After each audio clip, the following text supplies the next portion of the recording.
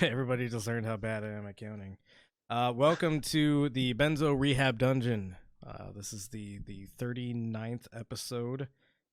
My name is Michael Deebs. It is April 16th, 2021. I am joined, as usual, by Danko Suvin from the Instagram handle at DankDeluze, and also producer John, who is now a permanent fixture of this train wreck.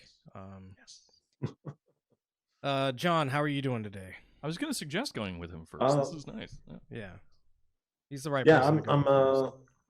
I'm doing great. Doing the show has brought me out of months-long sobriety, and I'll be drinking tonight. So yeah. That doesn't seem like a positive effect. Come on, Mike. Come on. Cool. Yeah. Well, we had a good time last time, I think, with us getting drunk over here, and you being the sober voice of reason on the other side of the world, in Texas. Yeah. It looks like a few hours away. Dorian, how are you doing? Been depressed, man. Oh, I gotta be honest. To hear that. Yeah. I gotta be honest. I'm in a. So, anyways, our topic tonight is moving on. Is police violence. And cool stuff. Yeah. No. Tell us why you've been depressed. I don't know if you're leading into anything. No, I'm not leading into anything. You're just but depressed. Honestly, we can probably just say this. Well, actually, I do know, but we'll say it's this. Okay. Yeah. All right. I'm not sure that the video has anything to do with what we're talking. Maybe. In fact, yeah. In that case, Oceanside is the city next to the city that I live in, and next to the city that you used to live in with me. Right. Or I lived with you, probably more appropriately said. But anyway, together. People in Oceanside, specifically the cops, which are maybe not people, are awful. Yeah. And so what they did is the headline kind of says it all, but for the listener only, not the viewer. Oceanside city crews leave piles of rocks over cleared homeless encampment.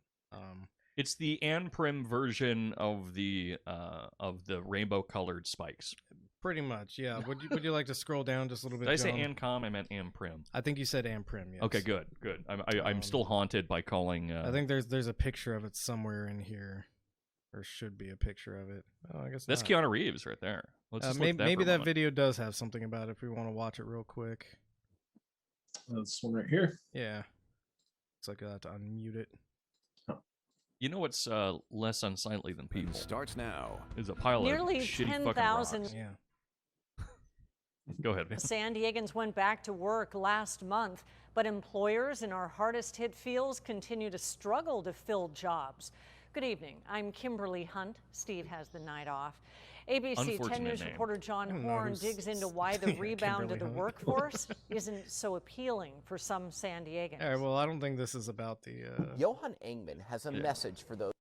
Yeah, so anyways, it's a shitty thing to do. This is a local news station, so of course, like, the coverage sucks because this video isn't even, like, related. If you look underneath the video, it looks like there's pictures. Maybe. Oh, yeah. Right beneath the video. Right beneath the video. Oh, okay. Oh, those tiny little things. Little. Oh, and this is a story about like Guatemala. No. Admit it. Yeah, different things. I think. Oh, nope. There you go. That's it. Yeah. So. Oh. Those could be used as parking spaces, even. Right. Exactly. Like this is just a complete fucking waste. Yeah. They took up. I mean, you can see down the way. There's cars parked there. Yeah. What kind of an asshole is like? That's startling. So what is that? Is it? I can't read what that building is over there because like there's like a strip like this in downtown Austin, right outside the homeless shelter. When it fills up, people just start sleeping on these like medians. Right. This is probably an area that clears in and out daily. Oh, Yeah, That's that what makes my sense. guess would be. Yeah, because it's right next to the road, and I Yeah. know working from the municipality side of things, people don't prefer to camp right next to the road unless they have Right. no other choice. Usually, what they try to do is they try to find some lightly wooded area that's adjacent to the city, but still. Oh, that's always going to be the preference for sure. Yeah, but yeah. so that's this isn't hard. like the most ideal place for somebody to camp. So it was probably Yeah. just like temporary for a lot of people in the first place, and now they've just needlessly wasted this space by putting a bunch of rocks there. A fun fact for the listener, and maybe Mike doesn't want me to throw him under the bus for this, No, but that's okay. but Mike, you and I both, and maybe you, John. I mean, it seems like everyone has had this experience at this point. Have been homeless at periods. Yes. I mean, primarily I've had the ability to live in a car or whatnot, but at points in time I didn't even have that. So it's Yeah, I'm this not shit's sure real. why you would consider that Yeah. something I wouldn't like.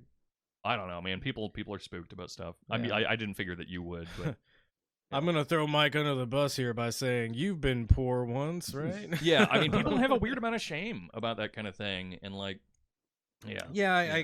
guess that's fair. No, I don't have. Well, I mean, Well- and you suspected that I might have shame, and you went through with it anyways. So. yeah, because I figured it was a baseless shame. And I should expose you. Yeah. Please expose me.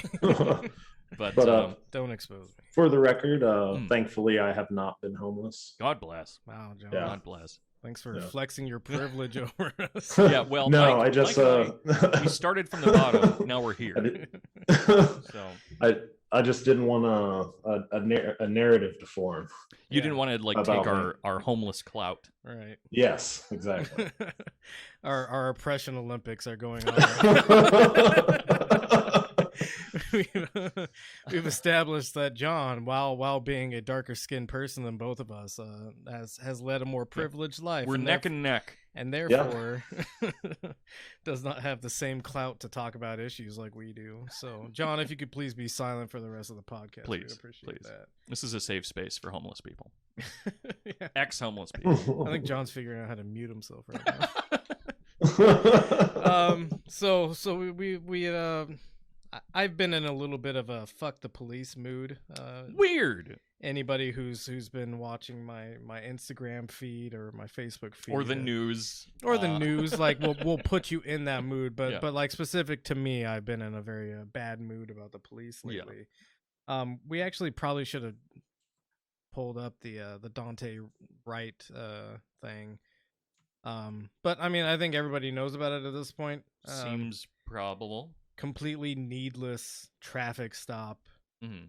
Especially, I made a false claim on the Instagram story. I thought it was the same city, Minneapolis, but it's actually just like one of those like little kind of out suburb cities that kind of form around the main city.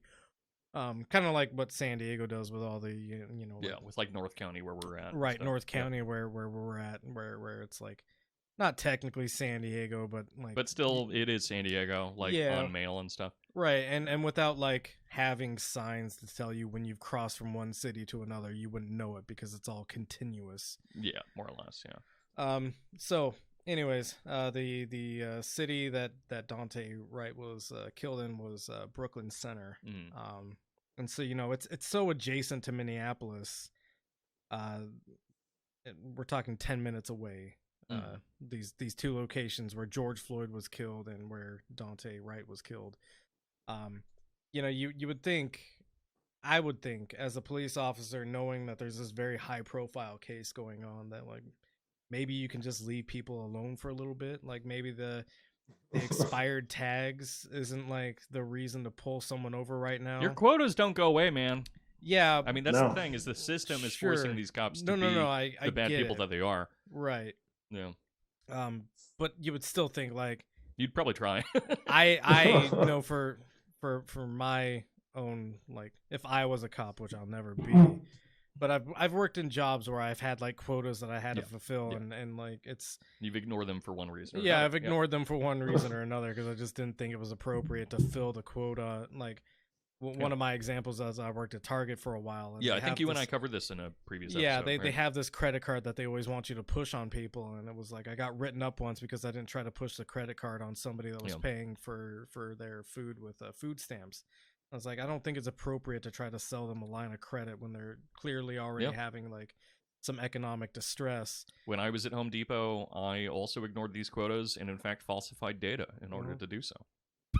Yeah, I signed up for so many credit card applications. So you would think, like, you know, police officers have really, really strong unions in the first place. So it's like, if you don't fulfill your quota, there's probably a way that the union can be like, well, you know, our client didn't want to, you know, in the very unlikely scenario that a police officer is fired for not filling quotas. Yeah, and it's got to be a career thing. Yeah, you know.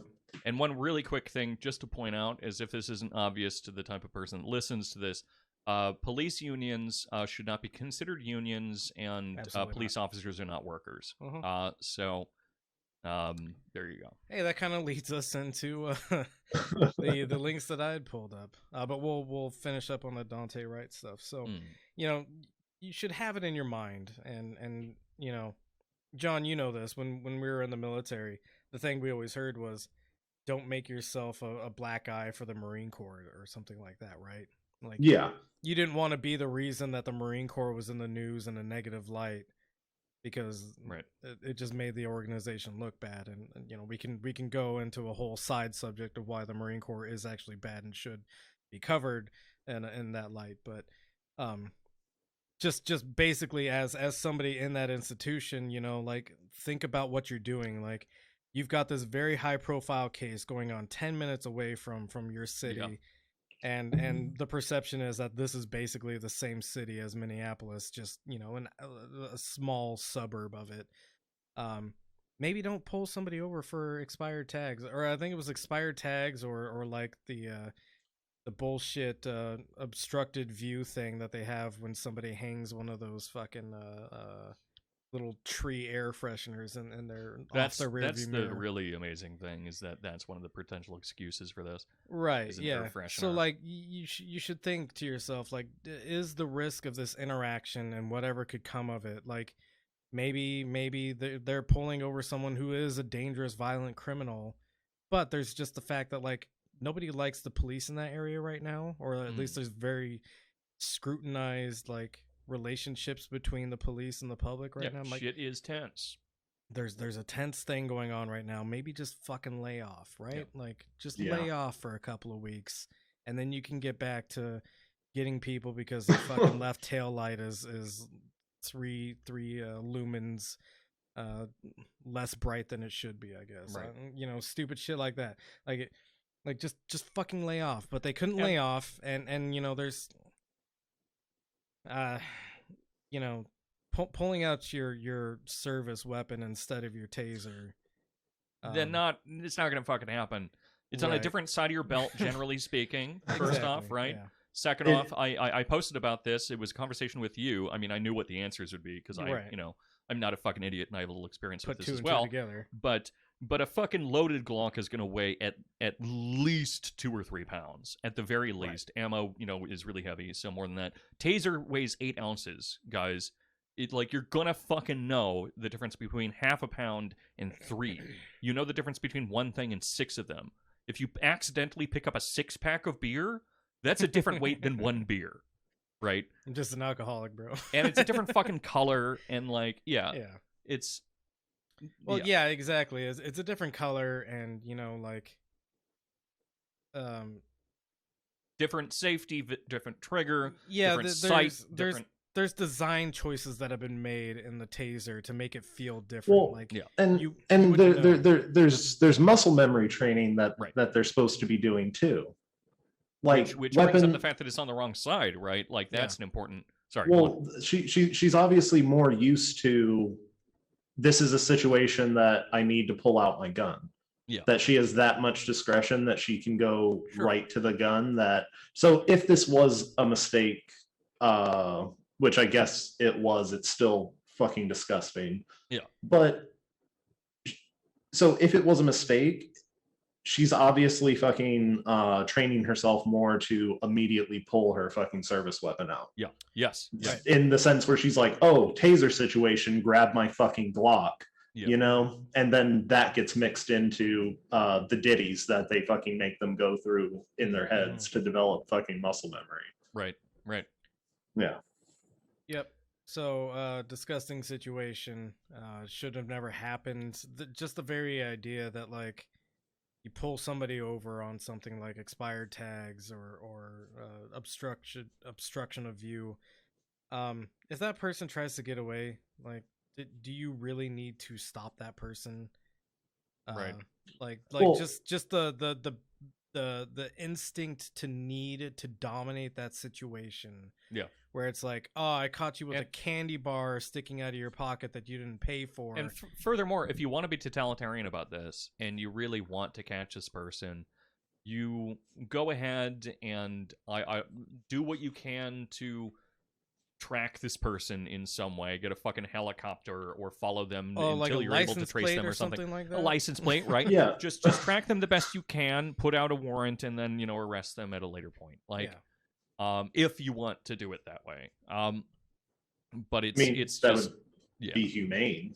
and you know, here's another idea, and still like not nearly what I think should be done, but still a better option than what we currently have, is something like, hey, if a cop kills someone, or the cop's good as well as everyone else's, make it so they can't be a cop anymore, because it would suck if they had to take a second person's life, right? Yeah. Like, just for their good, because no one wants to murder people theoretically, right? Unless they do, which they do. But for their own good, just say, okay, you can no longer be a police officer, and you're done. You're just done. You can't be hired with any other office, just or precinct. You're done. And let that be it, and let them become serial killers on their own. Well, I mean, it would make sense to have some kind of like social program where it's like, okay, you had to kill somebody in the line of duty. We understand that. Yeah. There are sometimes justified situations. Sure. If someone wanted to shoot me, I would consider shooting them. Right. Yeah. But yeah, and then you just have a social program where it's like, okay, we're gonna retrain you to be something different. Yeah. And You get to be a can- carpenter now. Right. Yeah. Yeah. And you can go out to the woods and make things with wood now and live a peaceful life like Rambo in Rambo 3. Yeah. But then Well- that might actually cause cops to kill more people so that they can get dope job training. I guess that's why people join the military anyway. If you shoot someone, we'll give you college money. Yeah, that's why I did it. Well, and like we train cops like they're fucking Marines on a checkpoint in southern Afghanistan, as opposed to it's so citizens with authority that have a right to defend themselves like any citizen does. Yeah. And in fact, They get special rules and fucking they go fucking nuts. And like, I mean, I've called the cops to help me, and then they approach me with their weapons drawn. Right. Of course.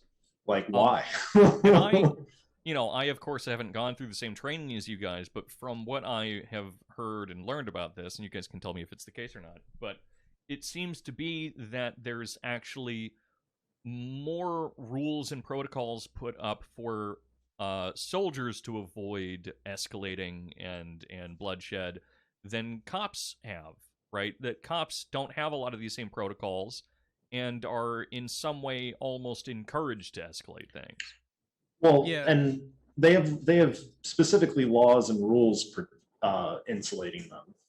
Right, of course. Yeah. Like the military has problems, but it doesn't have codified rules protecting you from being prosecuted when you fuck Exactly, yeah. Right. up. Pretty So cool. yeah, we were talking about police unions, and I thought I learned this this interesting thing about the San Francisco police force back in 1975 went on strike. They still suck, by the way.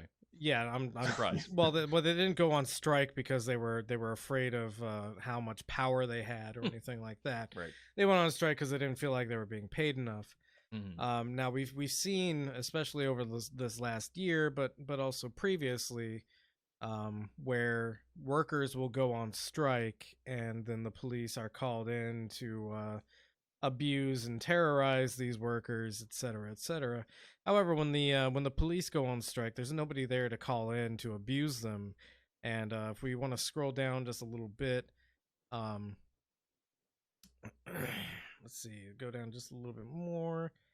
Oh yeah, so the unionized police here, for instance, have demanded twice the pay rises the county says it can afford. Go down a little bit more. Underneath that little like tiny ad.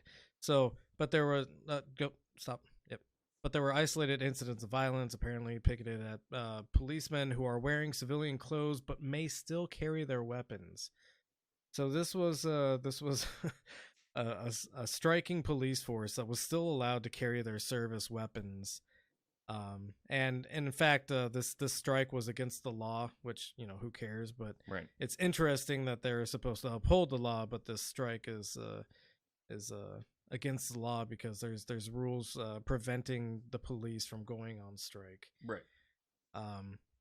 So go ahead and go to the video link. This is kind of funny. It's a little bit sad, but kind of funny. But this is a police officer complaining that he was run over while striking, which isn't something we've seen the police do or anything like that, Yeah. right? So go ahead.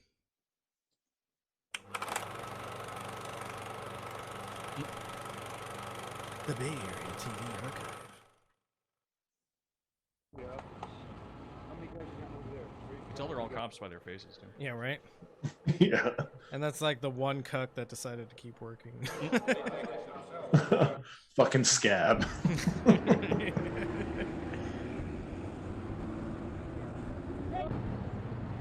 Oh man, this is some of the worst footage. You know, it's really Right. scary, you know. We're scared because we usually, all the police will be around at night because, you know, it's danger town, you know, and we're scared really. And we hope, you know, the police will be stay on duty.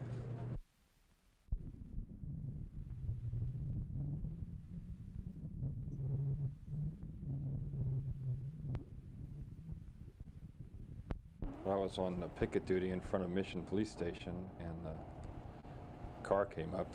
I think it was a Chevy Nova. The guy was blasting the horn, and he slowed down almost to a stop. Let's go ahead and I pause real quick. advised the pickets that I was the picket captain. So like even when they're off duty, cops can't help but approach a fucking vehicle and like fuck with them. I Is also- what I found funny about this. Right, but also, I mean, I don't know what happened to this guy, and I don't know how things turned out and stuff, but not to be overly skeptical, but he doesn't seem to be in that bad a shape. Yeah, he doesn't look to be very run over, Yeah. does he? Anyway, go Yeah. on. I mean, does he have a busted lip? Is that what I see? Maybe. I Yeah. don't know. I can't. That's pretty tell. fucked up. I've never had a busted lip Yeah. before, not being punched by a fist. Yeah, so obviously, you know, this is in 1975. By this point in history, we've seen how the police responded to anti-war protesters Right. who were protesting peacefully, beating them with nightclubs, sometimes shooting at them, et cetera, et cetera. This guy's whining because a car pulled up to their picket line, started honking, and then he decided that he needed to, as the picket captain. Oh, don't ruin the story. Oh yeah, go ahead. Well, I haven't ruined the story yet. He decided as a picket captain Yeah, to yeah. approach his vehicle. So go ahead. Well, he from didn't here. mention approaching it. And I'd go up and talk to the guy and see what his problem was. As I approached the car, he stopped. When I walked in front of the car, I could hear him gun the engine. I started backing up, but it was too late. It hit me, and I went up over the hood and hit the windshield, went over the car, I guess. I remember waking up on the street. Hold on, pause So it. go ahead and pause it. We don't need to watch the So rest of this. This is, I mean, of course, I don't know this person, but I know people he's a cop. that are like cops, right? Or cops, and well, thankfully, I don't know any cops in person anymore. Really, I don't think. Maybe I do. But these are the types of people that are always talking about, man, if I was surrounded by fucking police, or not by police, by protesters, and they were trying to fuck with me or yelling at me or something, I'd run them over. I And go it's straight sicko mode. yeah, and it's just like, yeah, so this protester approaches your car, and then you run them over. I feel like that's what Yeah, this I mean, person would he got probably the do. opposite side of the equation there. Right. Allegedly, I mean, he again did, knowing nothing about this man, Yeah. but knowing he's a cop, which is I maybe just- enough. I just thought it was kind of a funny little tidbit. So during the San Francisco police strike, and you can look this up. They obviously walked around with their service weapons, Yeah. which is incredibly concerning, given that they're off duty and carrying around their on duty weapons. Yeah. It got to the point where they started like getting extremely violent. Some people you might run into when you look this up have made the claim that the police were actually responsible for a series of break-ins, kind of proving the point, like, look, you guys need us when we're not around. I mean, that's just good tactics. Yeah, it's a good tactic technically, yeah. And then the other thing that happened was a bomb ended up getting set off on the mayor's estate.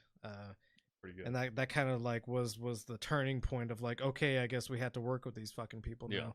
So basically what happened is the police went on strike and terrorized San Francisco into basically meeting their demands more or less. I know that we wanted to bring this up later, but I feel like this is just a perfect time to do it.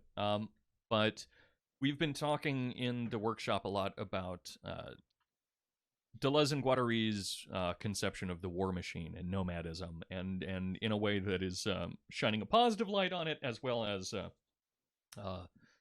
exposing, well, not even a positive light, but exposing the power that comes with something like this. Well, I think the positive multifarious light system is the idea of nomadism being uncapturable by the state, right? Yeah, only temporarily captured, things like that. Right. But one of the things that's noted again and again is that anything like a war machine, like Mike said, is only semi. I'm trying to avoid a lot of verbiage here, but is only made solid and capturable by the state in very limited forms, and then still moves and flows out of those. Right. And we can't possibly forget that the police are a war machine themselves, right? And part of a larger war machine and getting closer and more integrated into another war machine.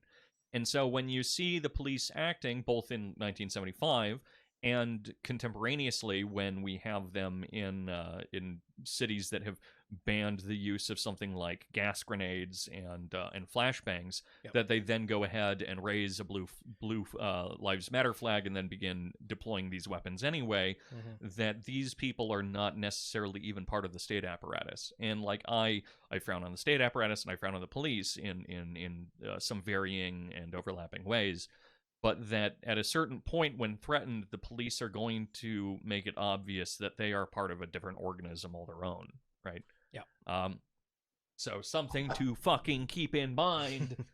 I find the authority of municipal, like city municipal police chiefs and cops in general in cities, like how their authority like works, like the fact that they can even like. They're technically city employees. Right. Yeah. Politicians are but we've trained and armed them to fucking police us, and then they do what they want, which is, extremely alarming. But they don't have any like most city police forces don't have any state constitutional jurisdictional authority. It's granted to them by elected officials. The sheriff departments have whatever problems they have, but like technically we could abolish a sheriff's department through some mode of government or democracy. I was actually going to bring this up while we were starting to talk about it. It's even more interesting and maybe complicated than what you're saying. What you're saying isn't wrong in essence, but working for the government agency that I do, I know that the San Diego area has primarily sheriff's departments. Yeah, the city I'm in is sheriffs. So what it is, I mean, sheriffs are fucked up too. Yeah, sheriffs are technically better than regular police, and how they operate. I still have like tons and tons of problems with them, but they're like less up in your shit. So Oceanside has a police department. Right. A lot of other cities around this area actually have a sheriff's department, and the sheriff is a county-run organization. And the sheriff is an elected official, technically. Sure, right? yeah. So. I'm not really getting into that so much as we have a lot of listener that is not in the U.S. Sure, or anything, so just clarifying that. Yeah. But what a lot of cities actually have here is a contract with the sheriff's department. Oh. And so if like, and this is why I think it's maybe a better situation, even though this will never happen because of how people view, the protective force of the sheriff's department. But if we really wanted to get rid of them, we could just terminate their contracts. Right.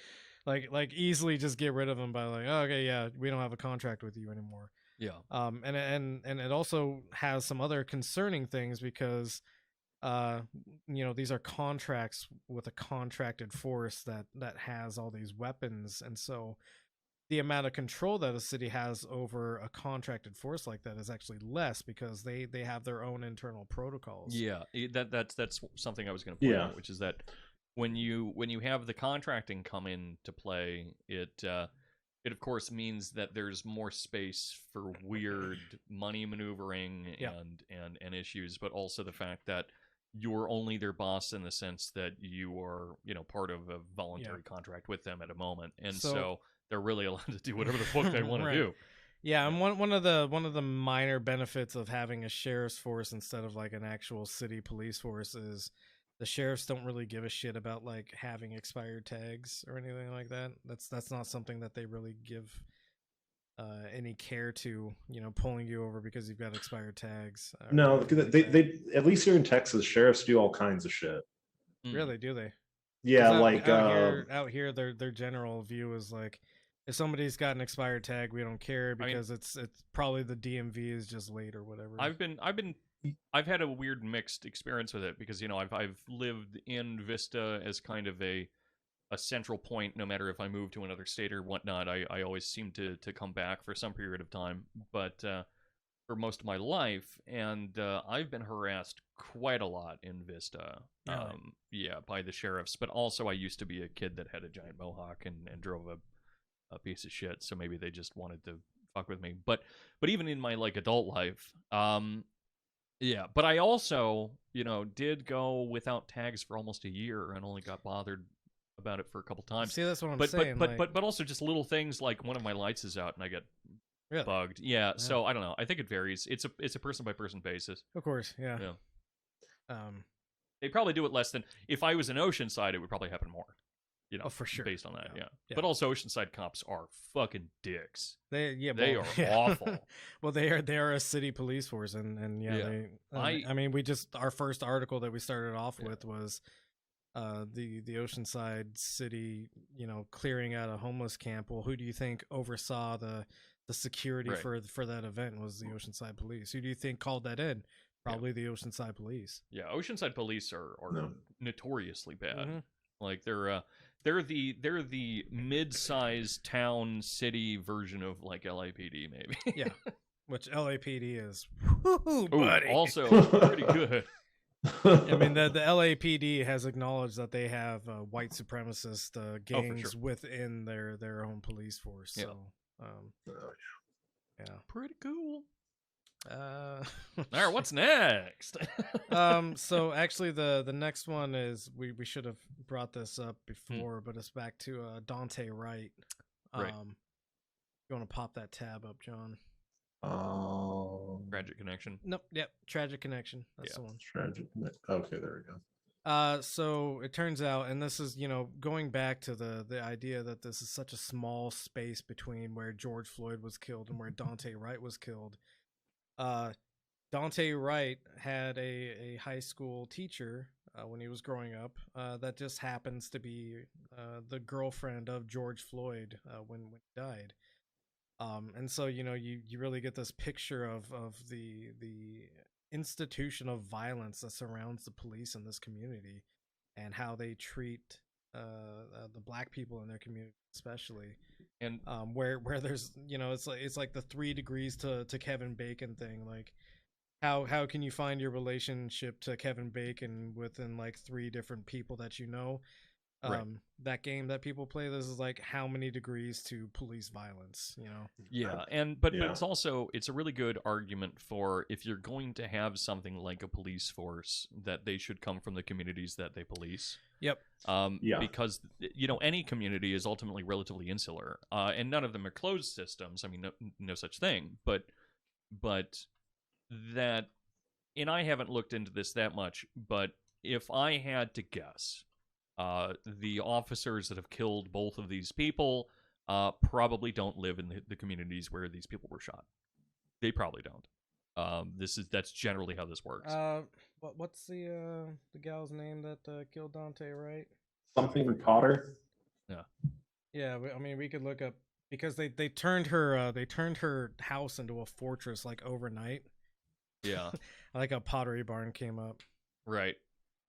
Yeah, but so you gotta Kim Potter. Yeah. If you could look up her house, because I'm sure it's on the internet. Yeah. Now we're doxing her because we're doing Yeah. this. No, everybody already knows. Yeah. Everybody already knows. Right. Potter house. It's right there. Yeah. I mean, do we care that we're doxing a killer cop? No. What are we Minnesota looking to police. send So she people does now? live in Minnesota. Barricades built around. But what so community? she lives in Minneapolis, southwest. But then we have to look up the other person, and we don't want to dox them. And do we? So, well, I'm not talking about the cop. I'm talking about the victim. Oh yeah. We probably don't want to dox. He was from Brooklyn Center.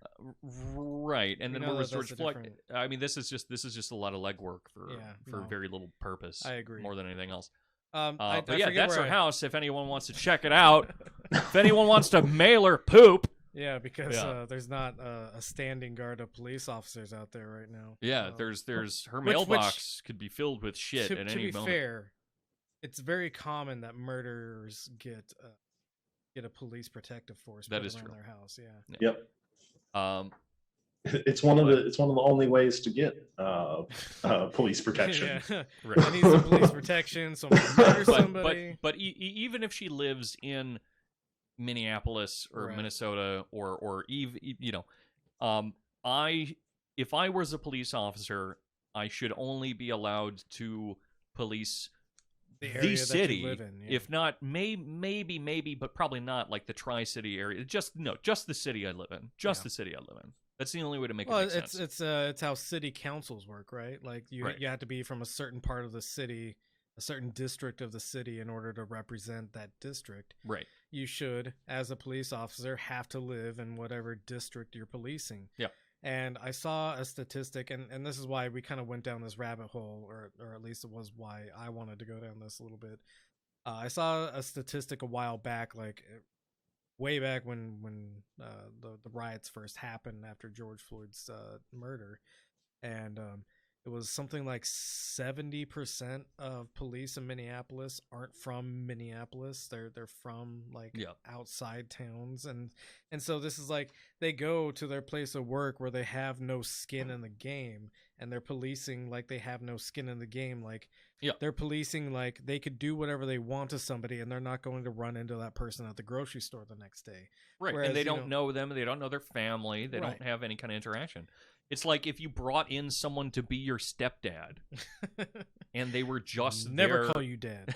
Right, but no, like if you had someone that would randomly come in to police your house that didn't in fact like live or exist there for any period of time, they just came there for 8 hours a day to like abuse your kids, like come on. So Texas is actually kind of interesting, other than we are moving away from small government models with Governor Abbott taking control of the state. But we have constables.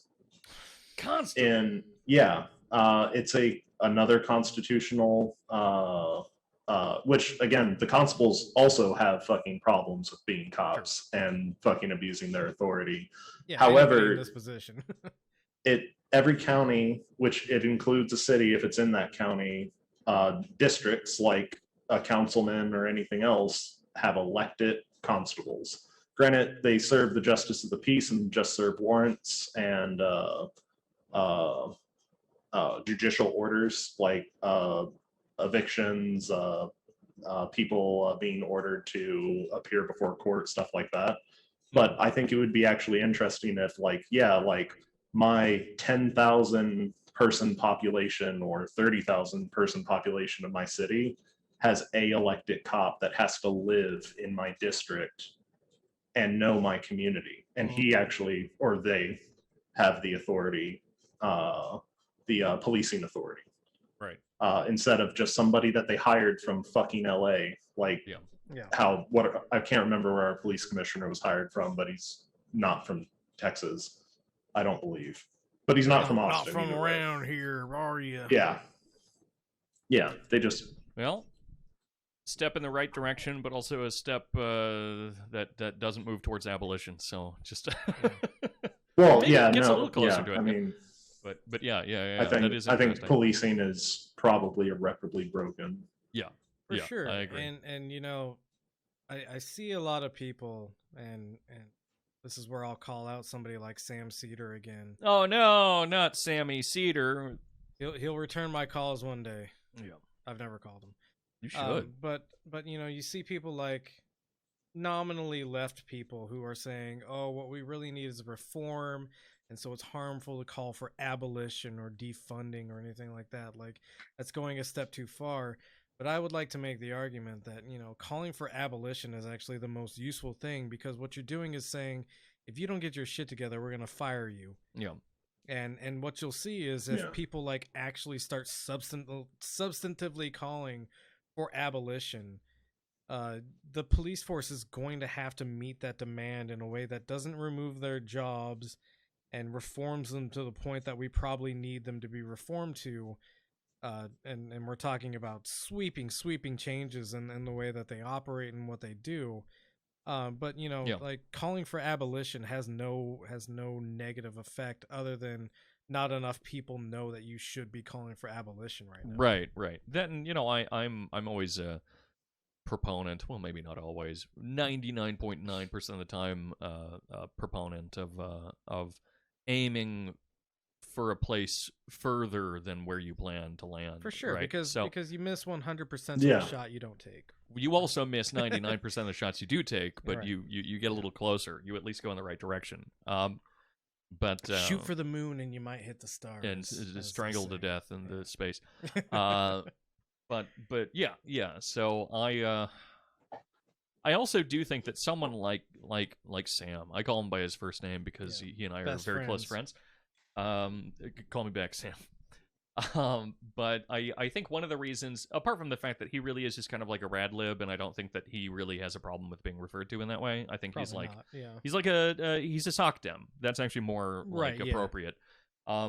Which God bless, still further left than most people. No, my calling him out is more like a minutia sort of detail. But I think one of the reasons that he points out something like that, like we shouldn't be asking for abolition, that's more of a tactical choice on his part, where it's just like, I think that we needed to be speaking to people and saying that, like, well, defund is bad in like political terms, and so we should be trying to like encourage people to like make small steps. And I disagree with a lot of this stuff, but I think it's less to do with his genuine politics and more with the way that he's maneuvering. No, for sure.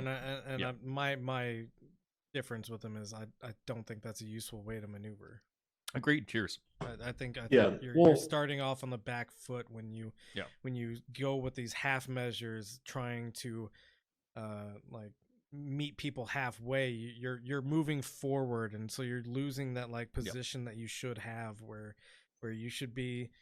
You know, it's what we talk about with Foucault and his essay on the Iranian Revolution, where you know you need to be sometimes what is the word irrational in some cases, where it's not recognizing like what you will actually achieve, but making that inflexible demand that they meet you at your position, so that they have to at least try to reach it. I mean, not to be nitpicky, but really the point behind Foucault's thing isn't even that people are choosing to be irrational, but simply these things happen to simply erupt out of time and history, right? No, but that they still come out of irrational means anyway, right? Yeah. and irrational. I mean, it's a mix. Yeah, no, I meant more like how we interpreted that as like right. what we should be doing, rather than what Foucault was saying. What was that, John?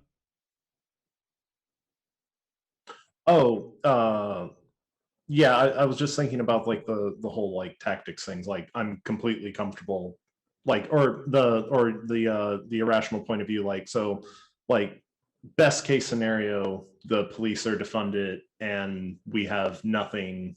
We only have new things to build to deal with murders and crime or whatever. Like I think it's like I think it is constructive to take that point of view, that it's like I think that it would be better and more humane to completely replace police as we have them. Absolutely. And cops that are currently cops right now that aren't getting fired for doing the right thing, fucking they should be gone too. Fuck them. and to for being just cowards. Because, right. So Mike brought up the theory stuff, so I feel like that gives me permission to bring in more theory. Yeah, go ahead. Granted. But Walter Benjamin is the most recent person we're talking about in the workshop. But one of the things that he's very careful to point out is that violence as a means to an end is generally not something that makes sense. It just that's a confused way of thinking about the way that morals or ethics works. And that you can never really say that like an ends is worth the violence of its means. But that generally speaking, when you're looking at violence as means, you're actually looking at something that is just trying to uphold itself with violence. And so when you look at something like law and the state or the police or anything like that, they use violence not so that they can end at a certain end point of justice, but they're using violence so that they can continue upholding their ongoing violence. And so when you have something like the police force exists because the police force exists. Power exists so that it can say to us, I am powerful, right? Like that's the only, it goes into a loop, rather than being something that, it's supposed to serve a certain goal or purpose, and it does everything that it has to do in order to get to that point. It only exists to expose its own power and to defend that power. And so, of course, you're going to see cops responding to something like the legal ends that they're supposed to be supporting, when the law goes ahead and says something like, we banned pepper spray or pepper bombs or whatever, and they'll say, no, fuck you, because they only exist to defend their own power. John, I just put a link in the Discord if you want to hit that real quick. And this goes into what you're saying about how the police exist, but the violence that they're perpetrating isn't Dude, for. Time is insane, because I remember when this came out, right? And I'm comparing that to we were talking about that Moby song, the only Moby song anyone's ever heard. I've already forgotten again what it's called, but this story came out 3 years before that Moby song did.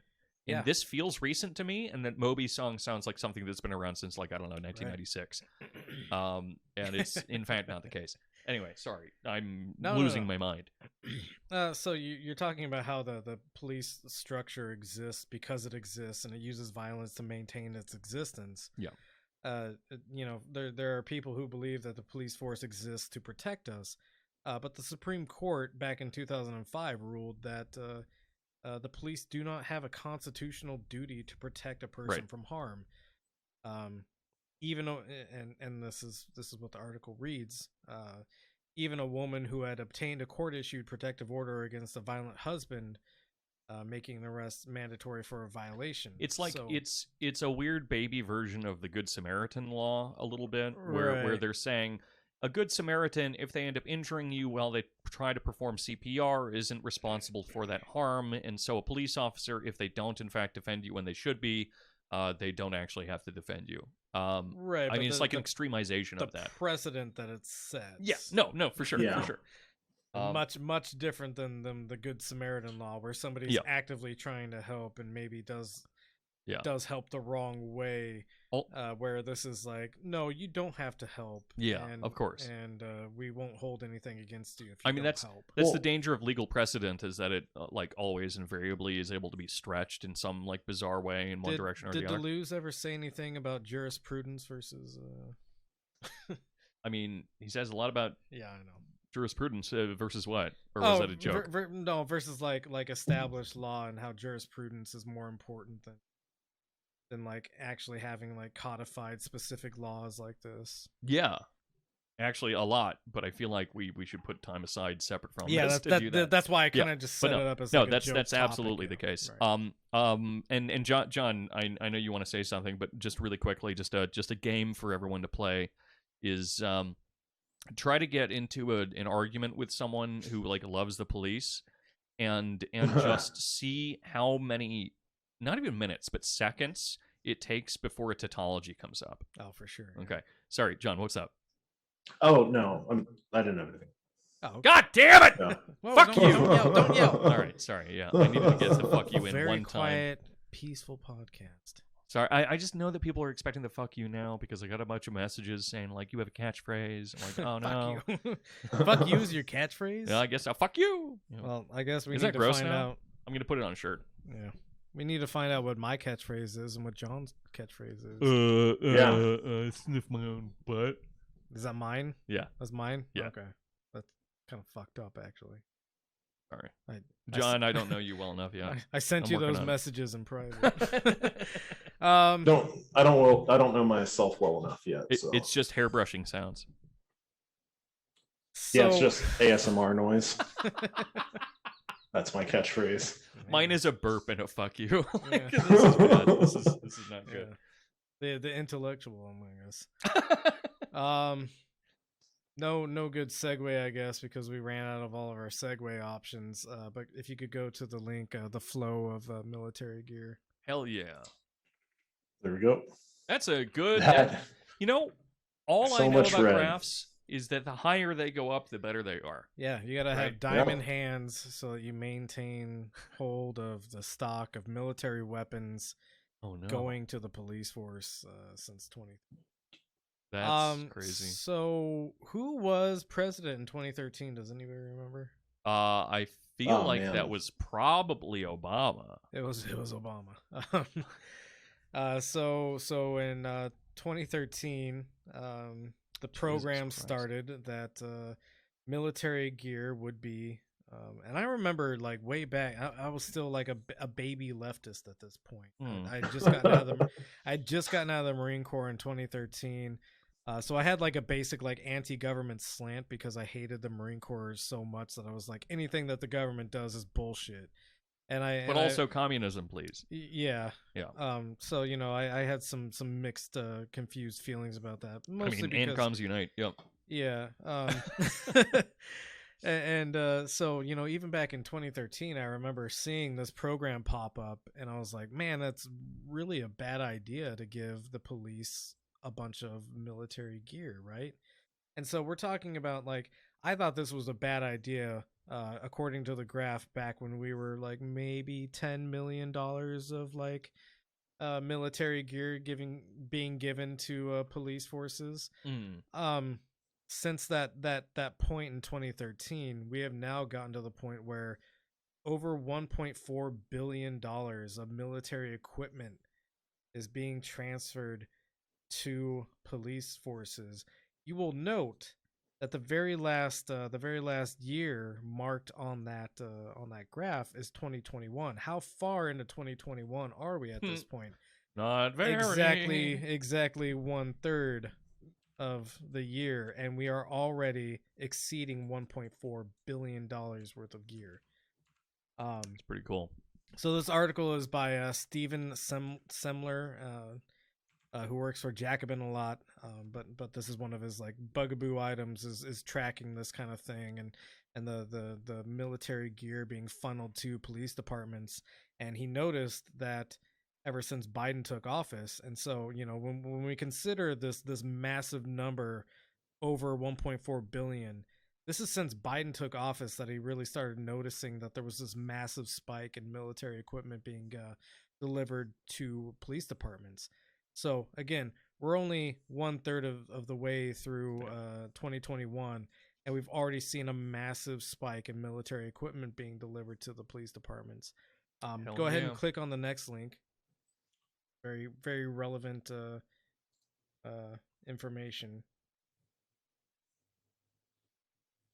So Biden could easily recall all the military equipment that has been given to police departments, even back, I believe, to that start in 2013. So the 1033 program actually started in 1997. It really gained traction in 2013. The reason it gained traction in 2013 is because there was the drawdown in Afghanistan and Iraq. So the government had all this extra military gear lying around, and they're like, "Hey, let's go ahead and funnel it to the police departments." Mine-resistant, ambush-protected vehicles for the police. Yep. For the police. Yep. So you see the large number there is Humvees.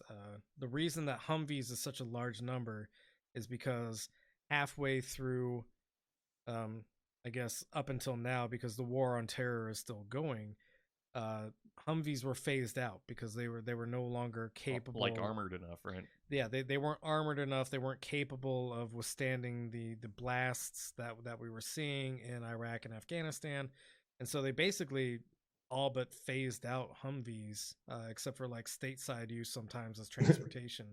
Yeah, they're like basically ranch carts now. Right. Yeah. So they got rid of like the Humvee program, and they started with the MRAP program, which is the mine resistant ambush protected vehicles. And so, you had all these Humvees being delivered to police departments, which is already troubling enough. A Humvee is very clearly a military grade vehicle that doesn't belong on the street. But then you have other military vehicles, of which there are 1,001, and I'm certain that one is either like an AC-10 or a tank. Like it's it's a fucking military plane that can hover and like kill you with Gatling guns. Police departments do have tanks sometimes. Yeah. Yes. I'm almost positive I've seen the LAPD like police tank. Yeah. Yeah. But what about an AC-10? I have no data on that. But because that would be so fucked up. It would be funny to me. Like a tank coming through, that's like too real even now. But if they came through with a fucking battleship plane, I would. So you're saying AC-10? I think what you mean is am I fucking that up? AC-130. AC-130 probably. Yeah. Yeah. The AC-110 is, I believe, the Warthog, which is still troubling because it like. Oh, the AC-10 is the Warthog tank, right? No. Am I confused? What am I confusing? It's an attack plane. Yeah, that's what I'm talking about. It's meant to destroy AC-10, right? What's the AC-10? The AC-10 is like a jet fighter attack plane. Oh, the AC-130 is like the actual gunship. Sorry, yes, I'm talking about the 130. And, I'm talking about the 130. Yeah. I was like, I'm pretty sure the AC-10 is a plane, but I'm also an idiot. I don't know. Okay, but it's a different kind of plane. I might be wrong on that too. You're probably right. I'm not an aviation guy. Hey, Jamie. I know you're not Jamie, but look that up. The AC-10 is a tube amp for a guitar. Oh, okay. That's what I'm talking about. Yeah, the AC-10 is it's a jet. Yeah, it's a versus jet. Versus the 130 is the thing I'm trying to shit post with my mouth about. It's an A-10. A-10. Yeah, so we were both wrong. A-10? Yeah. I mean, this is not fun for people to watch, probably, but it's okay. Anyway. No, the AC-130 is the big gunship that'll circle around. AC-130 is what I want all police departments to have, and all sheriffs. Each sheriff should have their own, in fact. Yeah, and which means that they have to have a licensed pilot too now. No, they should just fly them. they should just have somebody completely unqualified handling this. We elected you. You can fly this. Anyway, sorry. Go on. That one is an AC-130. Right. Yeah. Thank you. That one other military vehicle. Yeah. So yeah, explaining the timeline of this, you have so many Humvees in circulation among police forces because the Humvee program was basically completely phased out. The MRAP program is still active, but there was the drawdown in Afghanistan and Iraq, and so the military had lots of extra vehicles lying around, and they were like, "What do we do with these vehicles?" And Obama was like, "Why don't you give them to the police force?" uh, and so the MRAPs started appearing in police forces, and yeah, now we are where we are. And going back to the previous link, John, is the easiest way to make John laugh just doing an Obama voice? I guess so. I think so. But oh no, I'm actually laughing at what's going on in my head. Oh, yeah. What's happening in your head? Oh well, thinking about the Obama being like, "Oh, let's give the cops these MRAPs," and then I'm thinking of like a neoliberal like justification for it. That it's like, oh, because there's nothing that any civilian can do to an MRAP. No. If they do not make like a 200-pound fucking IED. Right. Yeah. And even still, they better make a good one. Like MRAPs are pretty good. Like they could probably they need a big bomb. They have a V'd bottom that's meant to like disperse any kind of energy that's directed at it. So yeah, not saying they're invincible or whatever, but like I've seen cops just open fire at shoulder height with rubber bullets because people have thrown water bottles at these fucking MRAPs. Right.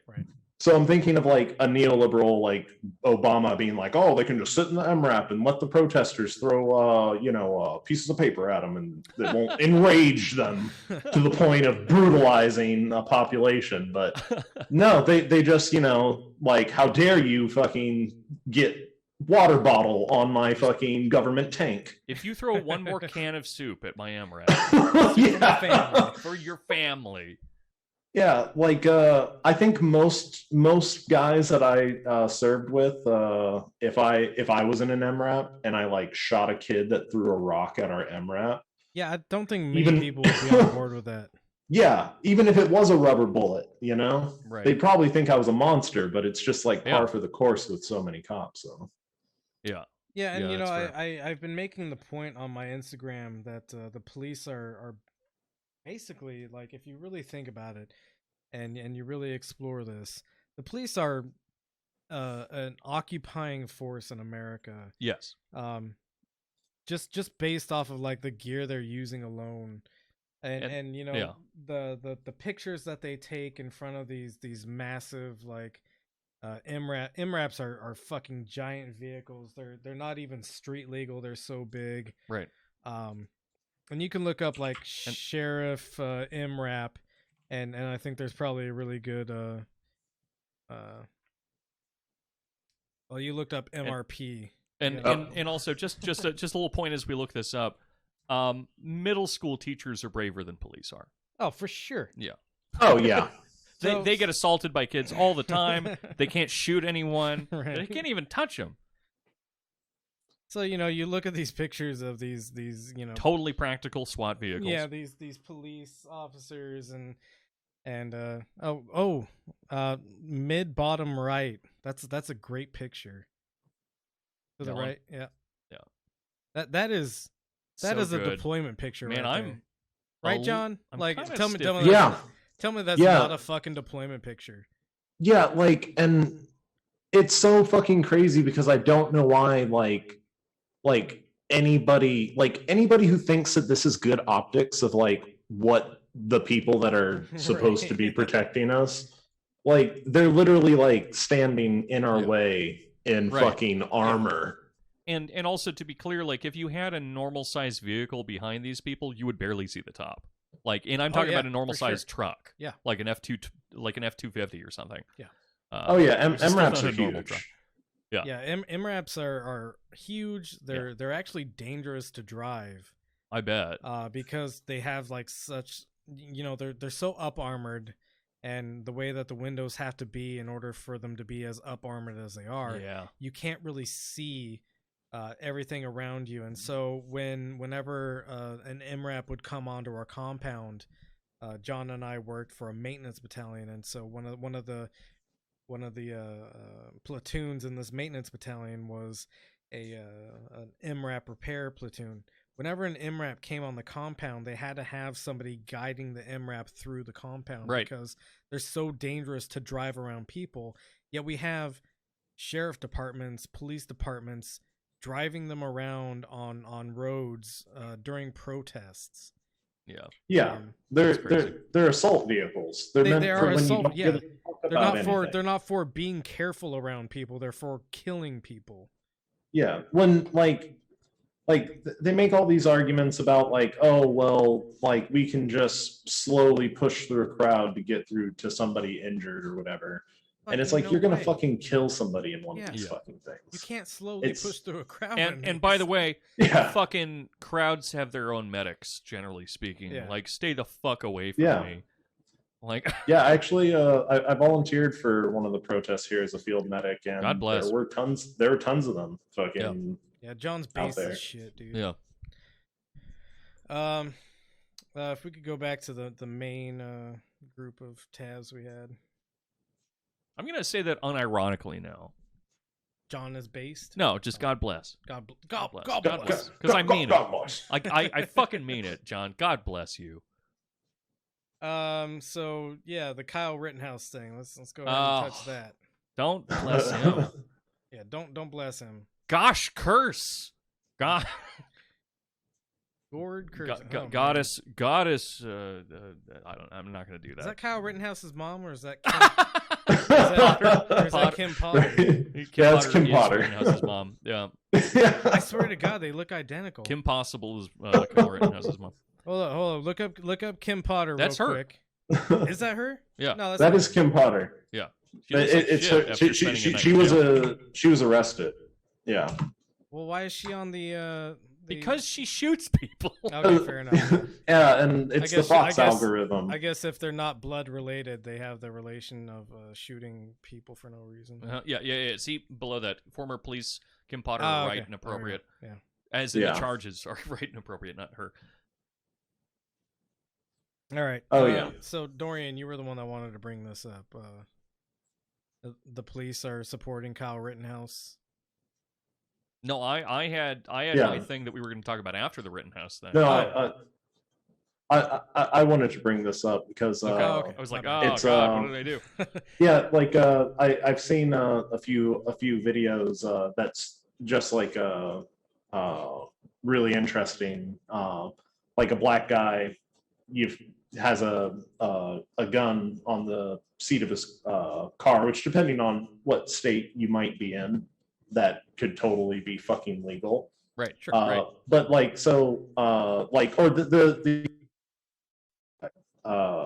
13-year-old kid who got shot. Right. Shots are fired. 13-year-old's running around with a gun.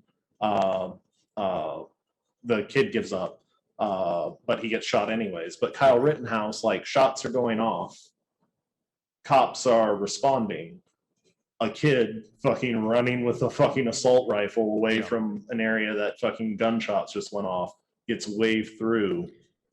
For sure. With no suspicion or fucking anything from the cop. And it turns out that apparently a lot of them fucking support his murder of absolutely 2 people. I want to really quickly apologize, and no one's going to believe me now, but you can rewind, because I let out a little laugh when you were first talking about this, but it's only because there was this really obnoxious ad sitting on the screen for Gutfeld with an exclamation point for this awful new conservative comedy show featuring that piece of shit. But anyway, now it's the Fox News Proud American equals Gear, which is actually a very fucking funny. Since you brought up Adam Toledo, which is it. If you haven't seen the video, I mean, most of the videos that are available of it are censored to some reason, and it's extremely apparent that this guy put his hands up. Like, I know weird shit happens when you're full of adrenaline, but this is the last thing we see before a man pulls, before a gun is pulled and fires into this person's body. The thing that, like, it's so fucked up, it's almost funny. But when the officer runs up to this child after shooting them, the first thing they say is, "Are you okay?" Yeah. Hey, I know I just I just fucked you up. Yeah, and then you asked doing where all were you right, bro? shot, and it is like manhandling them and trying to like roll them over and stuff Right. like that while like trying to call for backup. But hey, bro, you okay, bro? Yeah, I know I just shot you, but how are you feeling today? What's going on? Yeah, The weather's pretty wacky, right? It's been some weird weather recently. it's a 13-year-old child, man. Yeah. Like, and I know you're supposed to shoot for body like center of mass, but somehow like we gotta change that fucking training if you're gonna shoot people. Like, that doesn't. But they're training to shoot. Yeah. No. Right. Because right. like there's like Bush has gone. Me and Bush have gone through military training. Oh man, you just dead named me. Oh, sorry, Deebs. Yeah, you're right. It's Fucking. all good, man. You got to use the Your slave name. Yeah. Go ahead. Taking it back, but well, it's like that. It's like the fucking chick who fucking pulled her gun out instead of her taser. It's like guys chasing a kid. Fucking, he's yelling to drop the gun. Fucking, apparently, I guess the kid did drop the gun. Tells him to freeze. The kid freezes. He puts his hands up, and then at the end of what I'm guessing is a training scenario going through this fucking cop's head, there is a gun, and he pulls the trigger. Yeah, but like in the training scenario in his head. Yeah. Like, I mean, so this is definitely different than police training, but it's sorry, go on. Well, it is different from it is different from it's not just training. Like I'm not saying that it is just training. I'm saying that the problem is that we're letting fucking no. I was about to lead into another point. I wasn't calling this like a one-for-one training thing. Yeah. I don't think that we just need to retrain the cops. No. Deeper problems than that. No, absolutely not. Though I do think that there is something involved with the training. Like I think maybe me saying half of my point led to a miscommunication a little bit. But I trained to be a paramedic, and while no one that's a paramedic is running around with a gun or anything, the thing that is constantly pounded into your point, especially because a lot of people become paramedics before becoming firefighters or cops or something of the sort, is always the most important thing you can possibly do. And this is justified to some degree, at least when you're a paramedic, is cover your own ass. And the most important thing is that you don't get hurt or die. And this is the only thing that's important, is that you help them if you can, but otherwise you don't get hurt. And this same type of thinking, it creeps into then fire departments, which again may be fair, though hopefully we do have occasional firefighters that run into burning buildings to try to save people. And into police forces. And so the same kind of CYA rule set ends up echoing through, where it's the most important thing when you're dealing with someone is that you don't die. But while that's applicable to paramedics and maybe to like firefighters for the most part, it's not applicable to cops, because cops have an option of killing people. Yeah. Right? Well, yeah. But the same type of training is universal. They're allowed to get scared and kill somebody, fucking but not have a bad feeling and kill somebody. Yeah. Be out of shape. Kill somebody because they're out of shape. Right. That it's like I'm old and I'm fat and this guy's like 20, and it's like, well, then maybe you shouldn't be a fucking cop. For sure. Right. Like there's so many justifications for why they get to murder somebody. On the subject of training, I popped a link into the Discord if you want to pull that up real quick. What?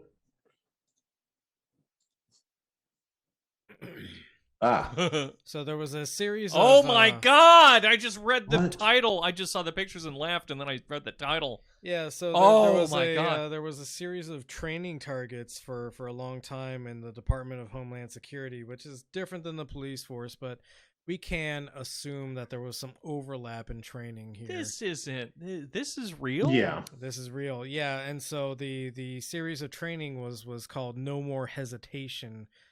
Shooting targets, and basically it was people who you would like to view as maybe innocent or you shouldn't shoot, but they're holding guns in these photos. And so the training was that like you shouldn't have the hesitation that when you see a gun pointed at you or what you perceive to be a gun pointed at you, that you should start pulling the trigger on them.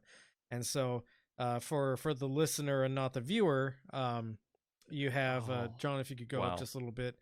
The first image is a very young girl holding a gun. A very young girl holding the hand of a baby girl, like a toddler. Yeah. They're like just to her side is a little toddler, and they're in a park. There's a swing behind her. There's a swing behind. These are all very important pieces of flavor.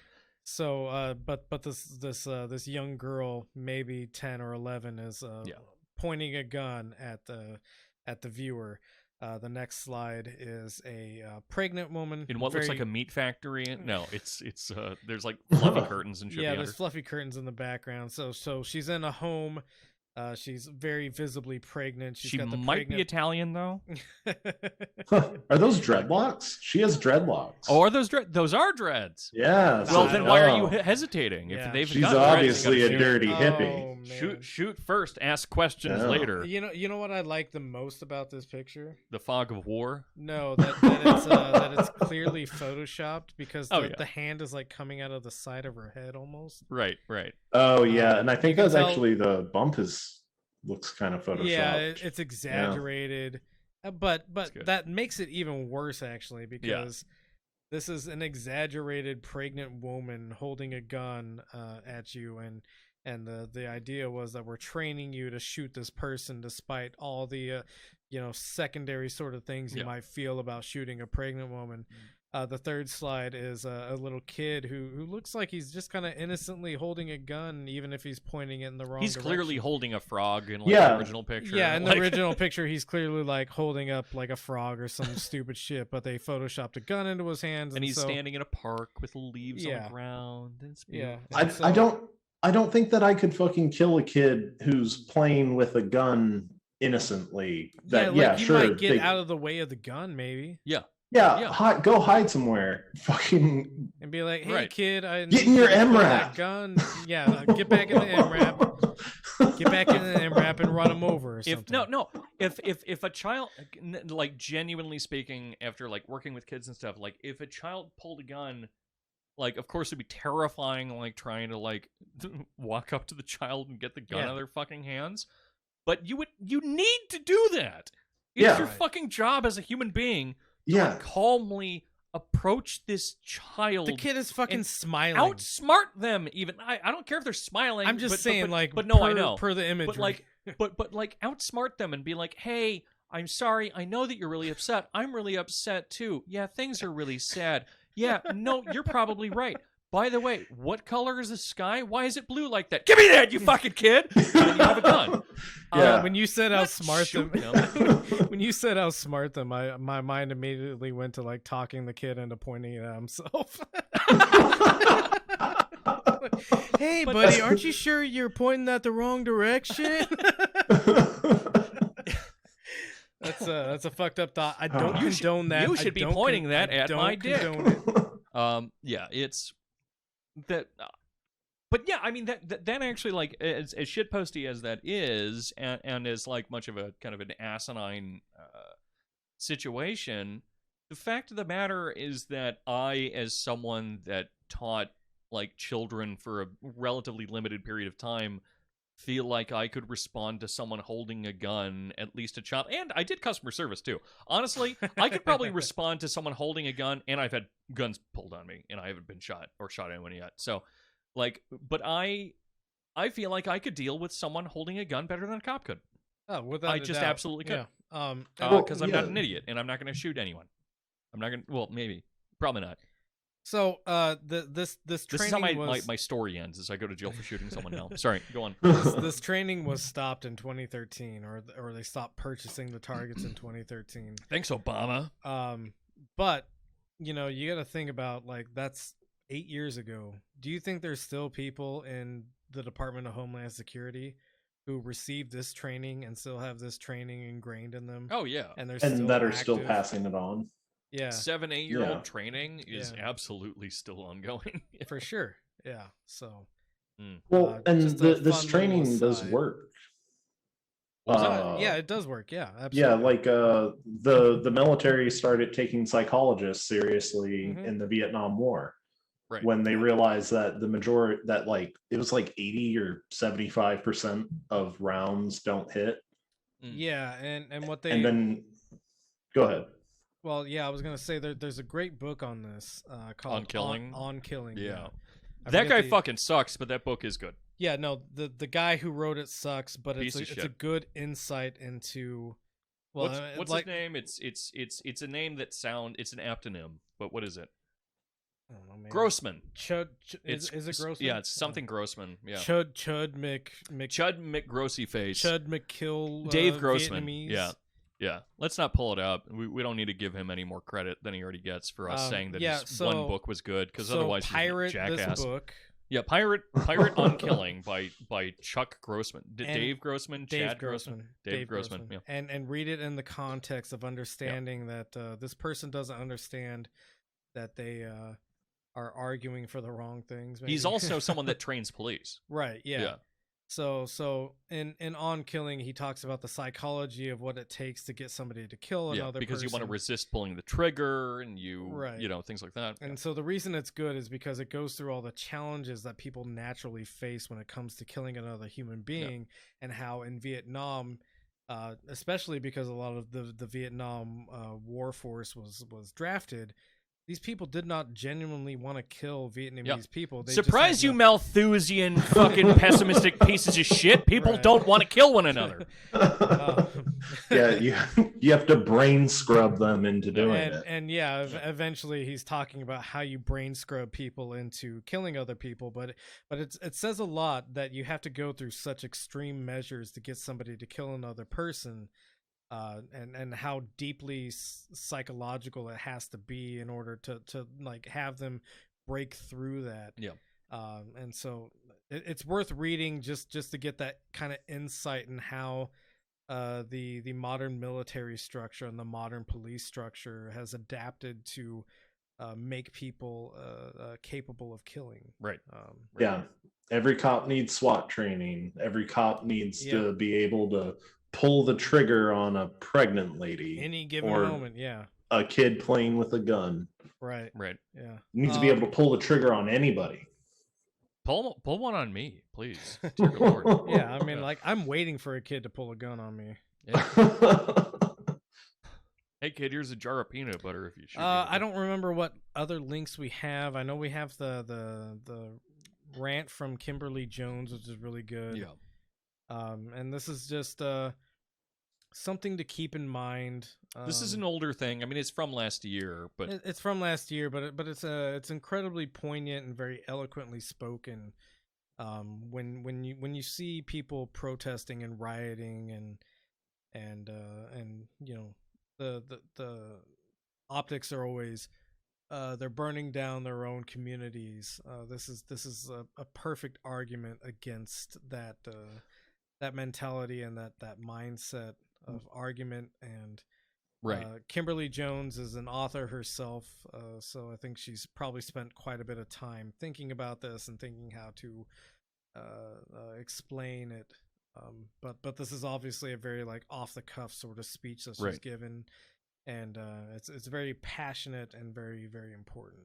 And in addition to this, I did a lecture kind of touching on similar topics, though not specifically on a lot of this, that is for free on the Patreon, so no one has to pay for it or anything, but it touches on the politics of rioting and things like that, so I would encourage people to check that out if they like. People seem to have had good responses to it. All right, here we go.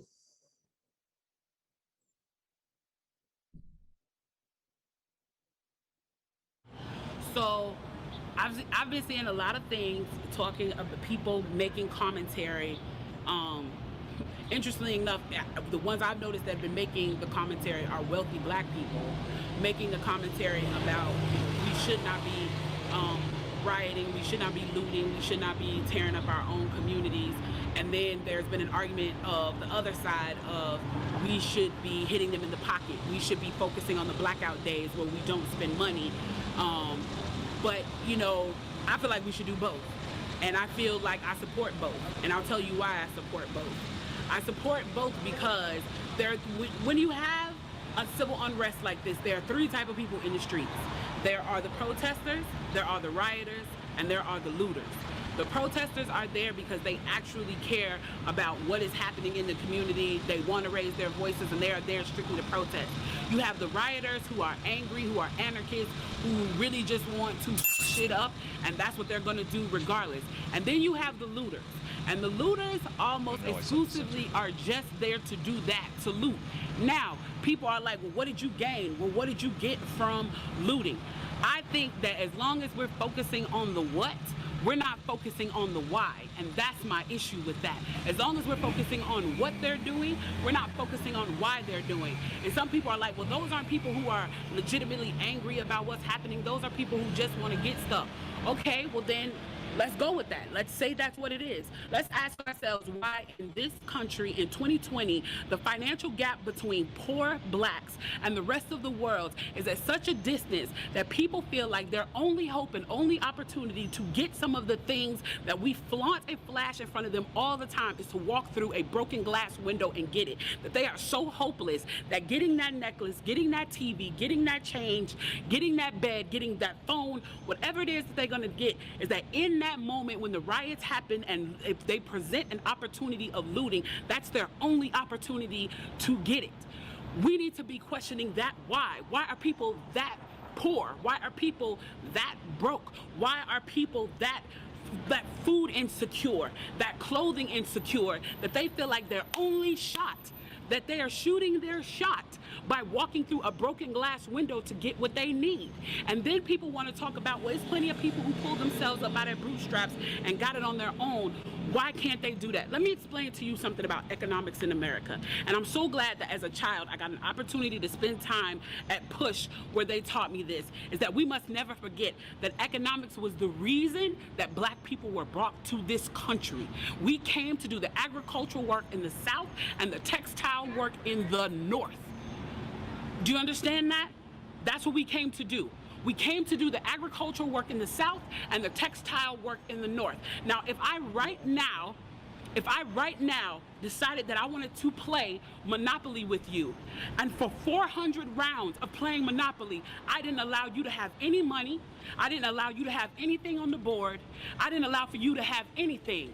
And then we played another 50 rounds of Monopoly, and everything that you gained and you earned while you were playing that round of Monopoly was taken from you. That was Tulsa, that was Rosewood. Those are places where we built black economic wealth, where we were self-sufficient, where we owned our stores, where we owned our property, and they burned them to the ground. So that's 450. I'd like to interject Go ahead. here. Yeah. Almost every single major city in America that has a historical black population has a story almost exactly like this. Yeah, absolutely. Like, and the two that she's pointing out, Tulsa, which a lot of people learned through the Watchmen HBO series, was bombed in a race war. Yeah, she brings that up. Yeah. And then Rosewood was another like economic center that I think the military just like stomped through. Right.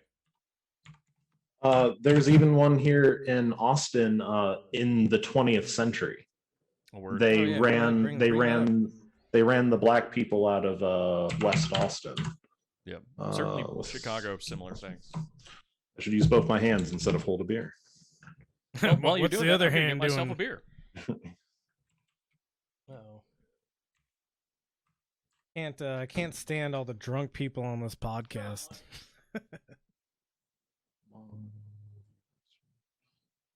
Yep, in 1919.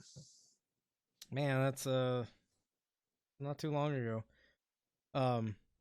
Yeah, and you know, another thing is, you know, people say like, oh, hey, you know, everybody's got equal rights. Well, equal rights have been around since like there are people still alive who remember when you couldn't drink from the same drinking fountain. Yeah, equal rights is a language game. It doesn't fucking mean anything. For sure, yeah. Yeah, I mean, my dad was born in 1952. And so there are My people. dad's older than your dad. There are people who still remember desegregation and having to be like walked to school by military personnel because the cops, like the local cops, wouldn't protect these school children being harassed by white supremacists. You know. Right. Yeah, I think my dad talked about them blacking out the windows on the buses, Yeah. so that they couldn't tell, yeah. because he was a black guy on the black bus, so they blacked out all the buses so nobody could see if it was white kids or black kids. Because even though segregation ended, they had to have different buses. Yeah, they were afraid that kids or black kids on buses would be targeted. Yeah. Oh, but back to anything else? No, go ahead. Oh, okay. 50 years. So for 400 rounds of Monopoly, you don't get to play at all. Not only do you not get to play, you have to play on the behalf of the person that you're playing against. You have to play and make money and earn wealth for them, and then you have to turn it over to them. So then for 50 years, you finally get... Oh yeah, the area that they ran black people out of here in Austin is where all the rich white people of course are able to live on like a quarter to an acre of land in one of the most expensive cities in the state. Gentrified, essentially, right? Yeah, it was just like the first place to ever be gentrified because it was really nice, and thereby like and they wanted it. Right. Yeah. Get a little bit and you're allowed to play, and every time that they don't like the way that you're playing or that you're catching up or that you're doing something to be self-sufficient, they burn your game, they burn your cards, they burn your Monopoly money. And then finally at the release and the onset of that, they allow you to play and they say, okay, now you catch up. Now at this point, the only way you're going to catch up in the game is if the person shares the wealth, correct? But what if every time you share the wealth, then there's psychological warfare against you to say, oh, you're an equal opportunity hire. So if I played 400 rounds of Monopoly with you and I had to play and give you every dime that I made, and then for 50 years, every time that I played, if you didn't like what I did, you got to burn it like they did in Tulsa and like they did in Rosewood, how can you win? How can you win?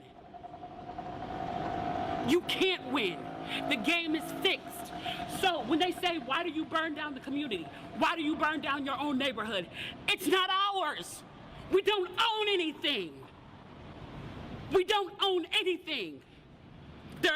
Trevor Noah said it so beautifully last night. There's a social contract that we all have, that if you steal or if I steal, then the person who is the authority comes in and they fix the situation. But the person who fixes the situation is killing us. So the social contract is broken.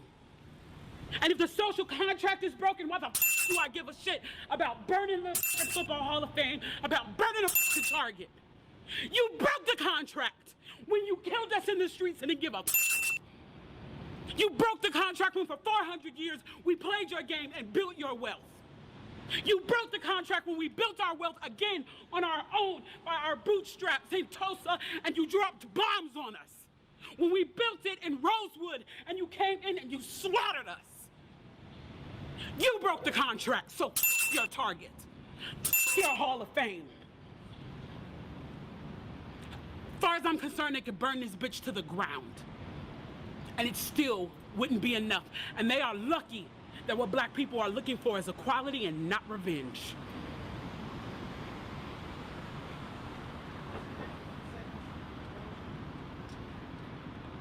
Amen. That's the end of that clip.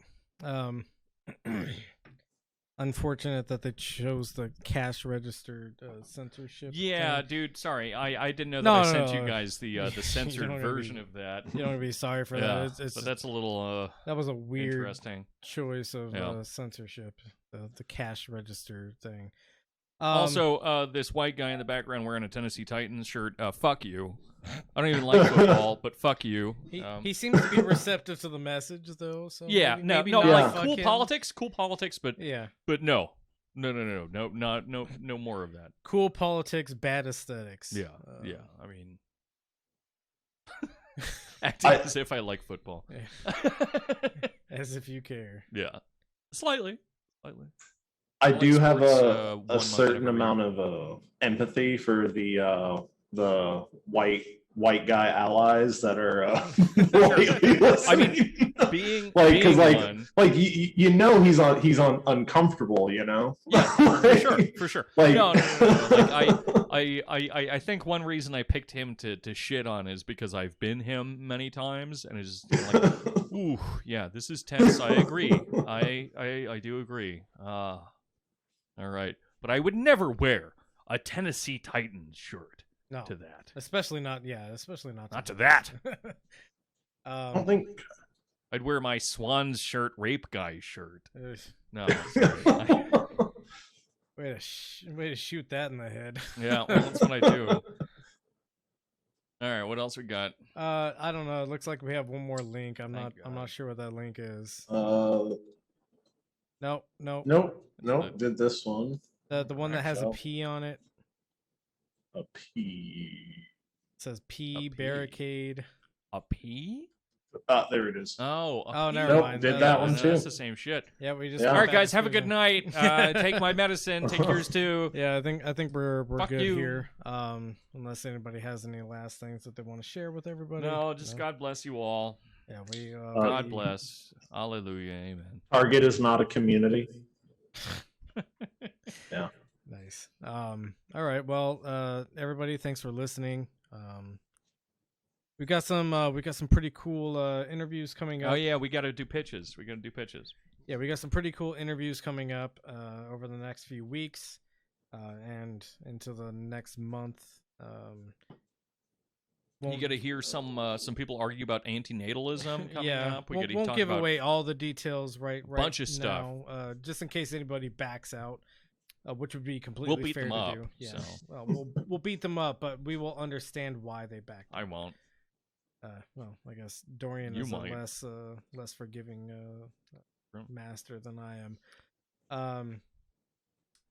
Yeah, so we got some great interviews coming up. Dorian, are you working on anything special? Yeah. So the newest lecture on the Patreon, again, patreon.com/TRUNCATA, is free and available. We talk about violence, police, states, riots, things of the sort. So that's up for anyone. It's just sitting there. So check that out. My talk at UCU Utrecht has been changed to the 21st rather than the 20th. But I have received the okay to include people in watching the talk, though I still don't know if the committee is going to allow me to record it or not. So if you do want to catch it, it's going to be on Bataille and my own theorization about hell, and kind of comparing Bataille's hellish philosophy to something like Boethius and Aristotle's heavenly philosophy. So that'll be a lot of fun. I've been told that they want to hear a lot about eroticism, so I'm going to try to include as much of that as possible. So it'll be a very horny time as well. So you're invited to that. Sexy Bataille. Sexy Bataille. Check out this solar anus. The volcano explodes and you jerk off with the earth. Those are essentially quotes. But so yeah, those are my main things. I think we're getting close to a new goal for the Patreon. So a couple more people, and I will be again, pretty much making minimum wage per the amount of effort that I'm currently putting into it. Each time that I find myself making minimum wage for the time that I'm putting in, I increase what I offer. So we're getting close to another one of those kind of goals, and we'll be increasing again what's offered through the Patreon. So again, that's patreon.com/Truncata, TRUNCATA. Check us out. Cool. Oh, the Utrecht speech. Sorry, the time is 11 a.m. until 2 p.m. Pacific Standard Time. I don't know what time that is for them, but I don't care because I'm here. So, yeah. All right. Well, I don't have anything special going on. John, do you have any? You told me earlier, I think, that you were going to start showing whole. Is that? Hell yeah! Are you? Yeah. I'm gonna be a webcam boy. Hell yeah. A webcam boy, as they say. No, I'm gonna model for community college figure drawing class. Are you actually? Yeah. So Yeah. what That's college? great. I've always wanted to do that. What college should people go to if they want to see your holes and your? You usually don't see that much hole in these, Michael. Well, Yeah, I actually- I see a lot of I everything assume else. that John Yeah. is posing bent over. Yeah, spreading ankle his ass behind cheek, head. yeah. Yeah, no, I mean it's over Zoom, so it's like it's not like they can tackle me to stop me, you know. You're just Damn. jerking off. Yeah. You can't stop me from doing this. That's good. Yeah. That's good. Yeah, So no, when, yeah, when is that and all the deets? Yeah. You know, how do we Sorry, see this? yeah, I guess you just have to kill a bunch of kids that go to the local community college here in a specific class, and get on the Zoom meeting. Oh, well. Oh, okay. So this isn't Yeah. open to the public. You're just showing off that Yeah. people want to see you naked. Yeah, no, they. Yeah, I just threw him out there. Yeah, you got to go to college to see this. I don't want to. I don't want to go to college. Sounds lame. All right. Well, That's great though. That's very cool. thank you for everybody who listened to this. We'll get better. We'll get better. We'll get worse. Everything is on Maybe? a trajectory towards. I mean, like. We love you. It's all decaying, right? It's all yeah. decaying. Entropy goes both directions Yeah. sometimes. All right. Well, thank you very much. Please take your medicine. Please take mine too. And remember to share with your friends. Oh, that's not bad. Nice. We'll work That on is it, but good, we're yeah. that's Yeah. pretty good. Yeah. That's pretty Yeah. good. Fuck you. All right. I'm stopping recording now. Hi. Michael Deebs here, with no gun pointed at my head. Please know that all content created for the Benzo Rehab Dungeon is and always will be freely available. However, if you would like to support this creation of content, we here at Camp Benzo would appreciate it, as the production itself is not free of cost. Anything donated will go to covering the various subscription fees maintained for our content production or improving and expanding the content produced. If you are able to, please head on over to patreon.com/BenzoRehabDungeon. We also have shirts for sale on Teespring, all priced as low as we can get them without turning much or any profit. They are mostly so that you can show your loved ones that a necessary intervention may be on the horizon. Links to the merchandise storefront and our various social media profiles can be found on our link tree, which is the word linktr.ee/BenzoRehabDungeon. As always, we love you. Please take your medicine.